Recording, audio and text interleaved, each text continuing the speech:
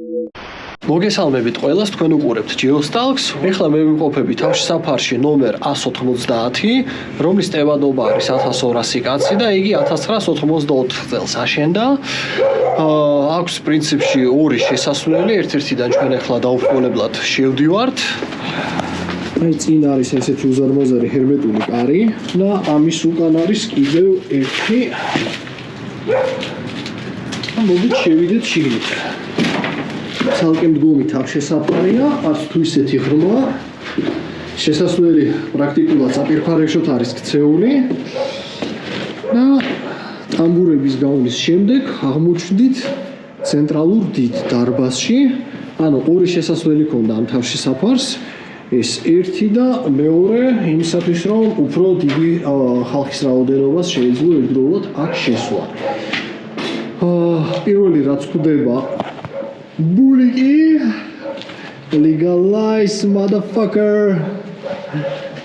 ზემოთ არის აქ განთავსებული ესეთი წყლის რეზერვუარები, ორი ძალიან დიდი მილი, რომელიც არის დასვარყული და აქედან გამოდის ონკანები და ამ პატარა მილაკების მეშვეობით წყალი მიედინებოდა უკვე თავშესაფრის სხვადასხვა ნაწილებში. აქ არის დენის გამანაწილებელი.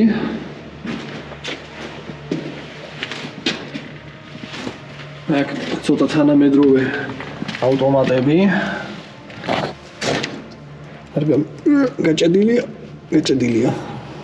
ოდესღაც აქ შუქი იყო, მინდა გითხრათ, იმიტომ რომ თანამედროვე გაყვანილობა არის და ძალიან ბევრგან კიდია ნატურა, რომელიც მუშამდგომარეობაში არის, აქაც ეკონომ ნატურები და მოდით დავათვალიეროთ ახლა ოთახები და პრინციპში ეს დიდი დარბაზიც ბარემ გავიაროთ, განახებთ აქ თუ რა და როგორ არის.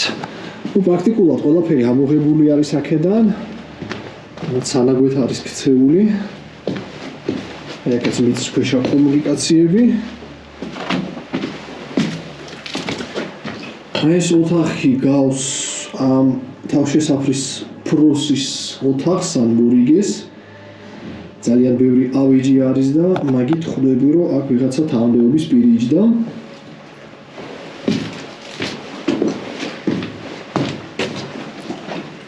ესეც საპირფარეშო. ეს ჩვენთან ერთად არის დაუდგენელი პირი ნომერ 1.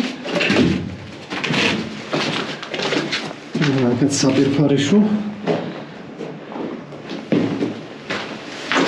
და აქაც სავარაუდოდ ქალების და კაცების იყო ცალ-ცალკე.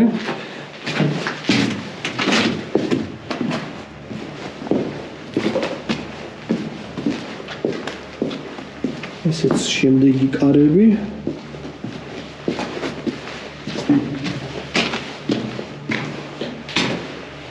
აქაც ხელსაბანი არის. და აქაც საპირფარეშო. პრინციპში 1200 კაცზე გათვლილი თავშესაფარია და ბევრი ტუალეტი საჭიროა. ესეც ვენტილაციის ნაწილი არის. ესეთი თუნუკის მილაკია, რომელშიც ჰაერი მიედინებოდა აქ. ძველი გეპეხუთები, რომელზეც ყველა დამწყები დიგერი სველდება. ასე ამხელა არის ეს ცენტრალური დარბაზი. პრინციპში თავის დროზე აქ უნდა განთავსებულიყო მინიმუმ 700 ორსართულიანი საწოლი. ცოტა რთულად წარმოსადგენია, როგორ აპირებდნენ ამის განლაგებას, მაგრამ ოკეი. და ესეც თავშესაფრის ერთ-ერთი განუყოფელი ნაწილი დიზელ საგენერატორო, ორი ჰერმეტული კარი. აბა დაწერეთ კომენტარებში, რისთვის იყო საჭირო ორი ჰერმეტული კარი, გავიხსენოთ. ესეც რეზერვუარები, აქ სავარაუდოდ იქნებოდა საწვავი, ზეთი და სხვა კომპონენტები დიზელ გენერატორისთვის, რომელიც იდგა აი აქ, აი ამ რკინებზე, აი სამანქანო ზეთის სუნიკი დგას. აქ იქნებოდა მთელი ამ ყველაფრის სამართავი კარადა. აი კიდევ ერთი კარადა დენის, აქ რაღაც უფრო მაღალი ძაბვები დადიოდა, სავარაუდოდ ქალაქიდან შემოდიოდა უკვე აქ ელექტროენერგია.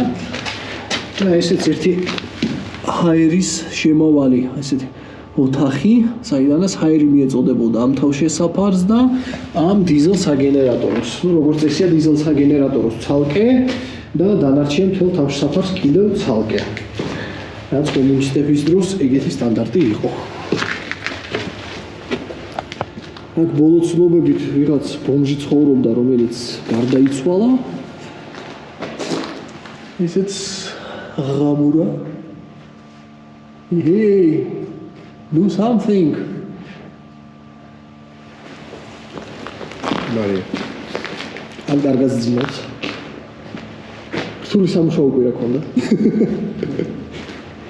აქაც სულ ესე კაბელები კიდია.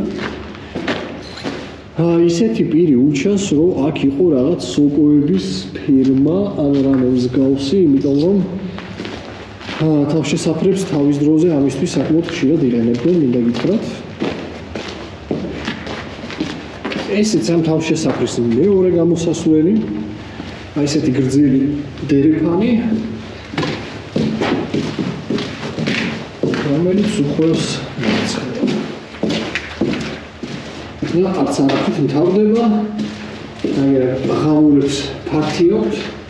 1, 2, 3, 4. წავით აქედან.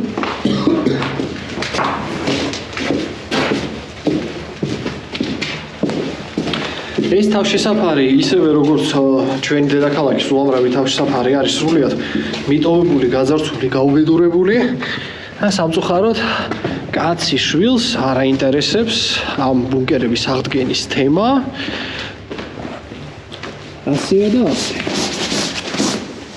მოდით დაგათვალიერებინებთ კიდევ ამ თავშესაფრის ფილტრ სავენტილაციო სისტემას. აი ესეთი ოთახი არის, სადაც უამრავი ფილტრი დგას.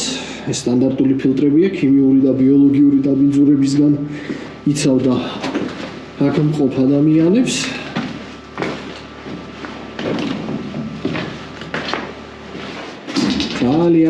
ძალიან ბევრი ფილტრი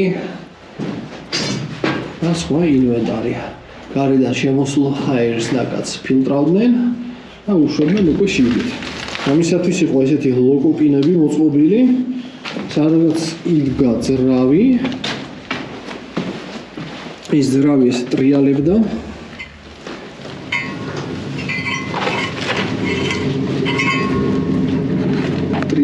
ტრიალებდა და ტუმბავდა ჰაერს.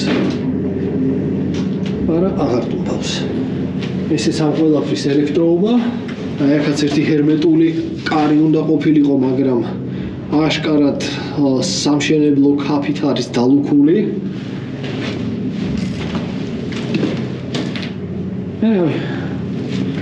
ნაგავი და ბევრი ჟანგი.